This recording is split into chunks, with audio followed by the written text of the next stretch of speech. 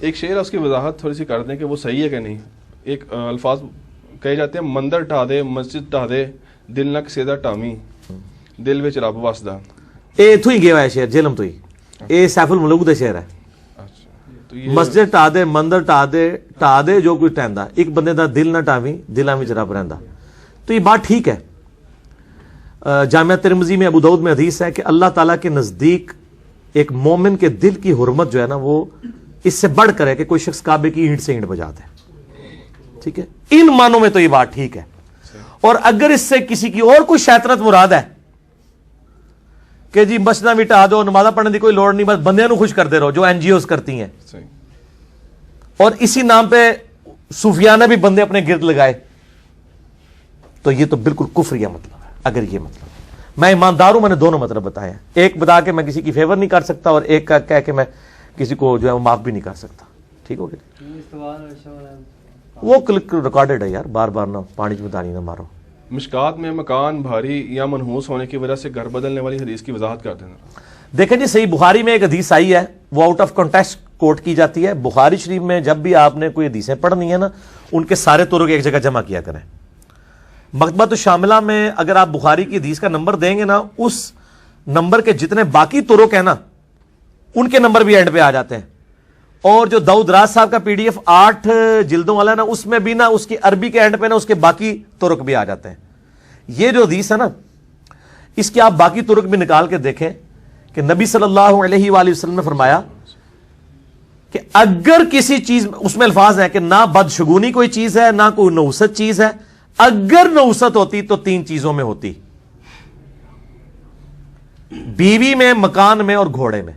اگر ہوتی ان کانا, وہ تو قرآن میں آیا ان کانا للرحمن ولد فانا اول العابدین. اے نبی فرما دیجئے صلی اللہ علیہ وآلہ وسلم اگر اللہ کا کوئی بیٹا ہوتا تو میں اس کی عبادت کرتا. تو اللہ کا تو بیٹا ہی کوئی نہیں ہے. یہ کہ اگر نحوست ہوتی تو ان چیزوں میں ہوتی. جن حدیثوں میں الفاظ ہے نا کہ ان 3 چیزوں میں نحوست ہے وہ راوی کے الفاظ مسنگ ہے. بعض اوقات وہ طرق یعنی مسنگ ہوتے ہیں. بعض محدثین نے کہا وہ حدیث منسوخ ہے اور بعض نے بریکٹ میں خود لکھا ہے چونکہ باقی طرق میں آ گیا ہے کہ اگر ہوتی. اور نبی علیہ السلام تو خود کہتے ہیں جی بخاری مسلم حدیث ہے سفر کا مہینہ منحوس نہیں ہے. اسلام تو اس نحوست اور ان چیزوں کے خلاف ہے تو کیسے کہہ سکتا ہے ان چیزوں میں نحوست ہے. اگر ہوتی تو, لیکن ان میں بھی نہیں ہے. ٹھیک ہے. باقی یہ کہ بعض اوقات یہ ہو سکتا ہے کہ کسی گھر کے اندر کسی گھر کا تنگ ہونا, کیا کسی بیوی کا نافرمان ہونا یا کسی سواری کا تنگ کرنا. جیسے گھوڑے بھی بڑے شریر قسم کے ہوتے تھے, آج کل بھی کئی لوگ ہیں بیچارے موٹر سائیکل آئے دن ٹھیک رہتے پھر خراب ہو جاتا ہے. گڈیوں والوں کے ساتھ مسئلہ ہوتا ہے, اس کو ویچ ہی دیں گے. ٹھیک ہے. تو اس کو اگر کوئی منحوست کہنا چاہتا ہے تو وہ کہہ لے, تو اس کو اگر بدلنا چاہتا ہے تو بدل دے, تو کوئی اس میں مسئلہ نہیں ہے. اگر آپ سمجھتے ہیں بعض کا جنات والا ایشو بھی ہوتا ہے, اس طرح کے ایشوز بھی ہوتے ہیں, تو بات یہ اس طرح کی حدیثیں بھی اسی پہ معمول ہوں گی کہ یہ منسوخ ہیں کیونکہ دوسری حدیثیں ہمارے پاس موجود ہیں نا. ٹھیک ہو گیا. عوام میں کچھ ایس ایم ایس گھومتے ہیں کہ اس میسج کو 10 لوگوں کو سینڈ کریں تو ایک اچھی خبر ملے گی یا مراد پوری ہوگی, جو نہیں کرے گا تو وہ نقصان. ہاں, یہ جب میسج آپ کے پاس آیا جائے نا تو آپ اس کے جواب میں لکھیں کہ اللہ کی لعنت ہو ان لوگوں کے اوپر جو اللہ اور اس کے رسول کے اوپر جھوٹ بولتے ہیں, اور اینڈ پہ لکھیں آپ کو جو اچھی خبر ملنی تھی وہ یہ ہے. اس کا علاج یہ ہے. ظالم لوگ ہیں, جھوٹی روایات جمع کر کے اور اس طریقے سے جی 10 سیکنڈ کے اندر اتنا کریں یہ کریں, بالکل یہ ظلم کر رہے ہیں, بالکل ظلم کر رہے ہیں. ٹھیک ہے, ڈر جائیں اللہ سے.